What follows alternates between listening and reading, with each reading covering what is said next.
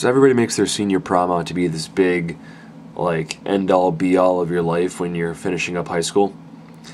They tell you that, man, you know, your senior prom is the absolute most important thing.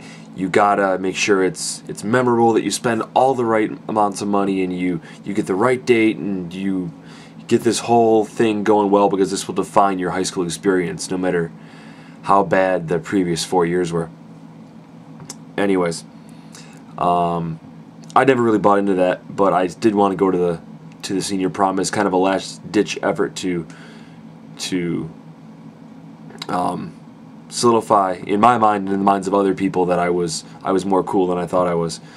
So so I decided I wasn't gonna just pick the safe bet girls who would say yes to me for sure when it came to asking them for a date to prom. No, I decided I was gonna pick the unattainable. I was gonna shoot high and see what happens, see how good I really was. So I picked this girl, and I wanted to ask her to prom, but her friend was always with her at all times. She wouldn't ever leave. So what I ended up doing was, one day before class started, she was in one of my classes with me. Let's call this girl Sally. Her friend Jamie was with her non-stop. So one time before class starts, I walk up to the teacher of said class and I say, look, I need to ask this girl here to prom. I need you to sing a song, tell a story, do a dance, do whatever you gotta do to keep her friend away from her long enough so I can go over and ask this girl to prom. And he was all about it. He was like, yeah, right on, I'm there.